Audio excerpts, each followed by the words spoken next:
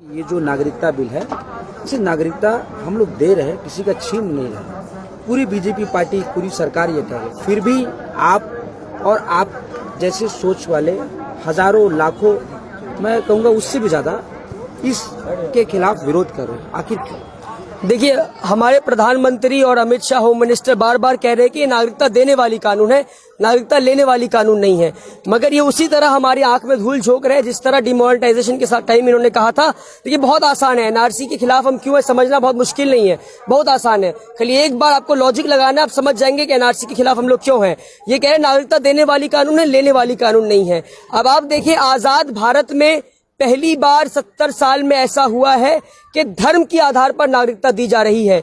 हमारा संविधान का शुरुआत में एक प्रियम्बल है, वो प्रियम्बल कहता है, we the people of India having solemnly resolve to constitute India into sovereign socialist secular. वह संविधान के पहले 3 लाइन में सेक्युलर वर्ड का इस्तेमाल किया गया है। आजाद भारत में पहली बार 70 साल में धर्म के आधार पर नागरिकता दी जा रही है। 70 साल से 5 आधार पर नागरिकता दी जा रही थी, by birth, by descent, by acquisition, by registration, by naturalisation. इन 5 तरीके से दी जा रही थी नागरिकता।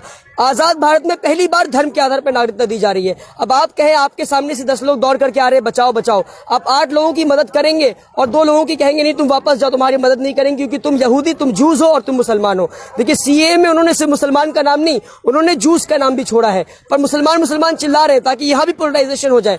जूस का नाम छोड़ा, ये बताने की कोशिश नहीं कर रहे हैं आपको। दूसरी बात, ये इन्होंने 3 देशों का जिक्र किया यहाँ पर, बहुत आसान है, समझिए आप। और जितने लोग आपकी वीडियो देखेंगे उन्हें समझने की जरूरत है कि हम एनआरसी के खिलाफ प्रोटेस्ट कर रहे हैं। 3 देशों का इस्तेमाल इन्होंने नाम इस्तेमाल किया है, बांग्लादेश, पाकिस्तान और अफगानिस्तान से जो लोग मुसलमान आए हैं उनको नागरिकता नहीं देंगे।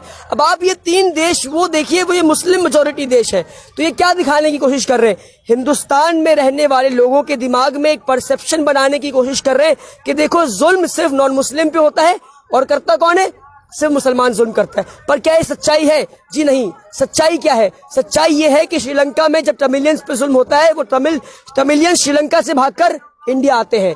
सच्चाई क्या है? जब नेपाल में क्रिश्चियन पे जुल्म होता है, क्रिश्चियन नेपाल से भागकर इंडिया आते हैं। सच्चाई क्या है? जब टिबेटियंस पे चाइना जुल्म करता है, वो तिब्बत से भागकर इंडिया आते हैं और दलाई लामा सबसे बड़ा एग्जाम्पल इनका। सच्चाई क्या है कि म्यांमार में, बर्मा में जहां मुसलमानों पे जुल्म होता है, वो भागकर इंडिया आते हैं। बांग्लादेश में अगर जुल्म होता है, इंडिया आते हैं।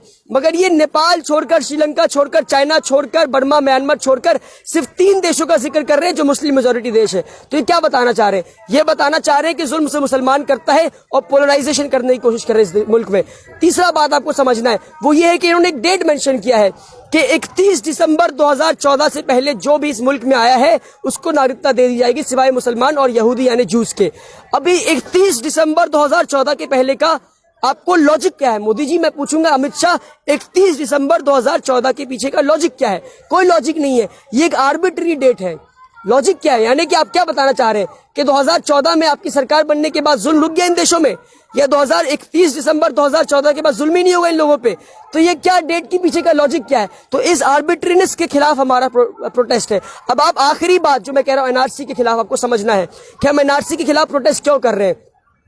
एनआरसी अब तक पूरे देश में नहीं हुआ, सिर्फ आसाम में हुआ है। तो आसाम के एनआरसी से हमें सीखना है कि हमें सबक लेना है कि आसाम में एनआरसी में क्या होता है। आसाम के एनआरसी में किन लोगों का नाम एनआरसी लिस्ट में नहीं है? 19 लाख लोगों का नाम एनआरसी लिस्ट में नहीं है आसाम में। अभी 19 लाख में से सिर्फ 5 लाख मुसलमान हैं और 14 लाख नॉन मुस्लिम है। अब ये लोग क्या बताना चाह रहे हैं नॉन मुस्लिम भाई से? देखो, 5 लाख मुसलमान को हम बांग्लादेश भेज देंगे और डिटेंशन कैंप में बंद कर देंगे, मगर सीए के थ्रू नॉन मुस्लिम को हम नागरिकता दे देंगे। मगर ये लोग फ्रॉड कर रहे हैं, ये लोग हिंदू भी नहीं है, ये लोग झूठ कह रहे हैं। मोदी हिंदू नहीं है, ये दुकानदार है, दुकान चला रहा है, हिंदुओं के आंख में धूल झोंक रहा है। अब कैसे मैं आपको बताता हूं, हमारे हिंदू भाई जो सीए के खिलाफ प्रोटेस्ट नहीं कर रहे हैं और सीए एनआरसी को कह रहे हैं सही है, मोदी सही कर रहा है, सुन लीजिए। आसाम में दुलाल चंद्रा, मैं नाम बता रहा हूं, ऑन रिकॉर्ड जाके चेक कर ले एनआरसी लिस्ट में। दुलाल चंद्रा एक हिंदू नाम बता रहा हूं, 865 दुलाल चंद्रा 865 एक हिंदू इंसान आसाम में 2 साल डिटेंशन कैंप में रहने के बाद मर जाता है। तो हिंदू भाई हमारे सुन ले कि ये हिंदू भाई डिटेंशन कैंप में 2 साल रहने के बाद मर जाता है और दुलाल चंद्रा जी के पूरे परिवार का नाम एनआरसी लिस्ट में आता है सिवाय दुलाल चंद्रा जी के। तो ये क्या है? ये मजाक है, ये फ्रॉड है, ये लोग फ्रॉड कर रहे हैं। ऐसा कैसे पॉसिबल है कि दुलाल चंद्रा का पूरे परिवार का नाम एनआरसी लिस्ट में आ गया सिवाय दुलाल चंद्रा जी के? ऐसा कैसे कि 19 लाख लोग सरकार के नाक और आंख के नीचे देश में घुस जाते हैं और सरकार को मालूम नहीं चलता है? तो ये लोग फ्रॉड करने की कोशिश कर रहे हैं। दूसरा नाम बता दूं मैं आपको, सुब्रतो दे, क्या नाम? सुब्रतो दे। मुसलमान नाम नहीं बता रहा हूं आपको, देखिए सिर्फ हिंदू नाम बता रहा हूं।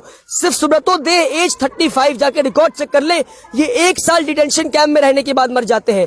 अब ये 2 नाम आपको हिंदू बताया मैं। अब मान लेते हैं दुलाल चंद्रा और सुब्रतो दे जो है गरीब लोग हैं। ये कौन लोग हैं? गरीब लोग अपनी नागरिकता साबित नहीं कर पाए। अब आपको देखना है कि आपको एक और नाम बताऊंगा हिंदू नाम में, चबिंद्रा शर्मा। क्या नाम? चबिंद्रा शर्मा। 38 साल 38 इयर्स इन्होंने इंडियन एयरफोर्स में अपनी सर्विस दी। जो इंसान 38 इयर्स इंडियन एयरफोर्स में अपनी सर्विस देता है उसका नाम एनआरसी लिस्ट में नहीं आता है। तो कौन जवाब देगा? हमारे हिंदू भाई मोदी का सपोर्ट कर रहे हैं और कह रही है मुसलमानों के खिलाफ कानून है। ये कानून हिंदुस्तानियों के खिलाफ और देश के संविधान के खिलाफ कानून है।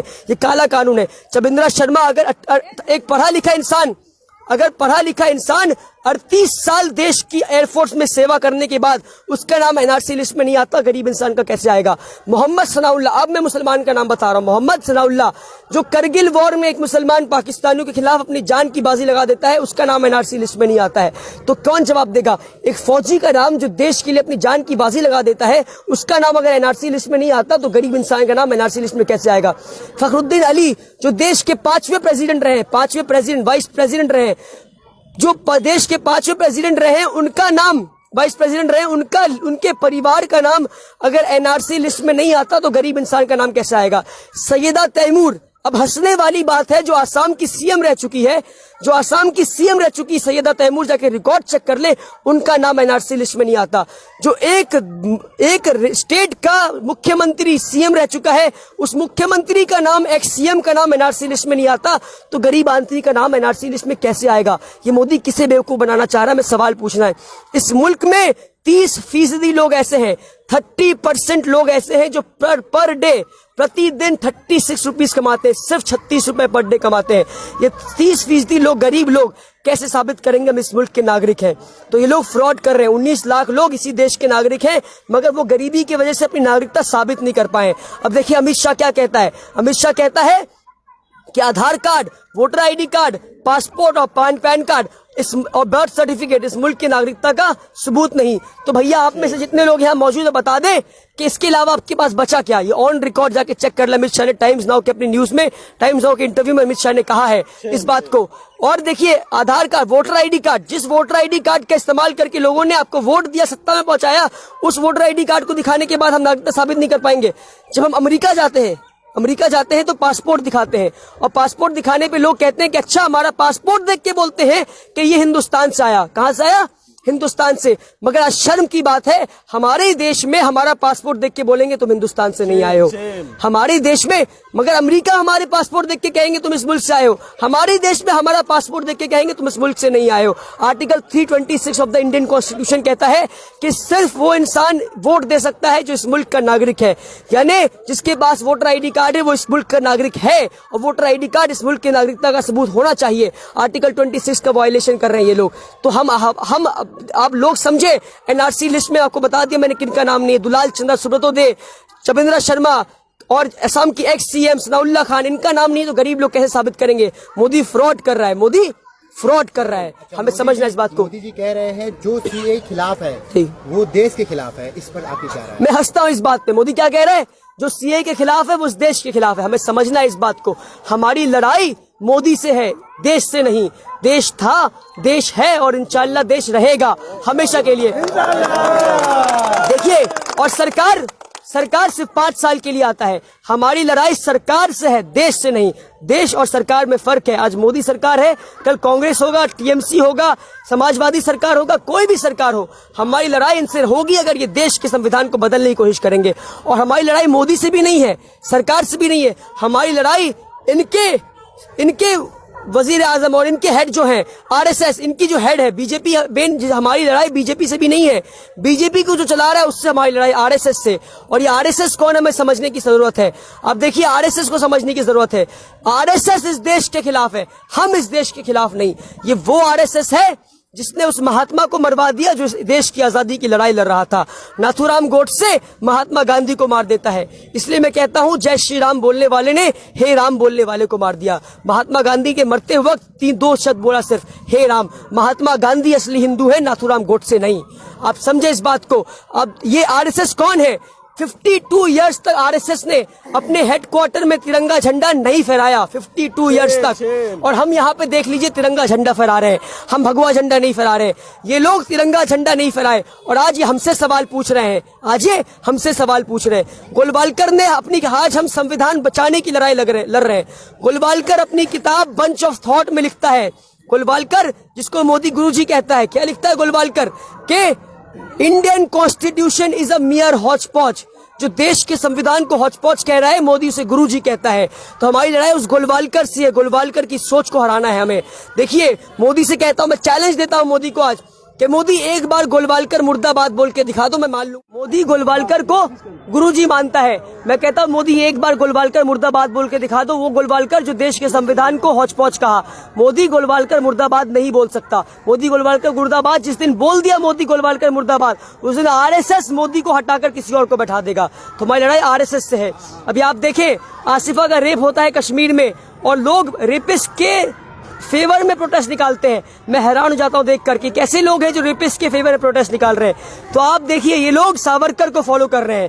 ये लोग, हमें बीजेपी के खिलाफ लड़ना नहीं, हमें सावरकर उनकी आइडियोलॉजी के खिलाफ लड़ना है। ये अपने आप खत्म हो जाएंगे ये लोग सावरकर को फॉलो कर रहे हैं। सावरकर ने अपनी किताब बंच ऑफ थॉट में लिखा, सावरकर ने अपनी किताब 6 एपेक्स ऑफ ग्लोरियस हिस्ट्री में लिखा, चैप्टर नंबर 3 जाकर देख ले कि अगर आपको सत्ता हासिल करने के लिए बलात्कार करना हो तो आप कर सकते हैं औरतों का बलात्कार।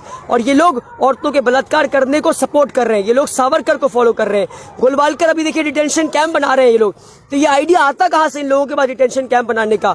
गोलवालकर ने अपनी किताब we are nation of define में लिखता है कि हमें हिटलर से सीखना है। हमें हिटलर से सीखना है कि हिटलर किस तरह अपनी नस्ल का सफाया किया और किस तरह 6 मिलियन जूस को डिटेंशन कैंप में बंद करके मार दिया।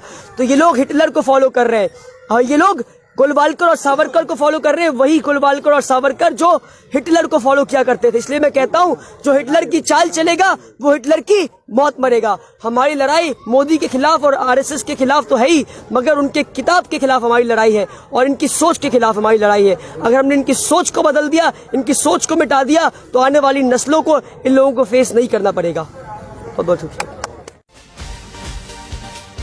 और नया वीडियो देखना चाहते हैं तो आज ही सब्सक्राइब करें हमारे YouTube चैनल हालाते बंगाल।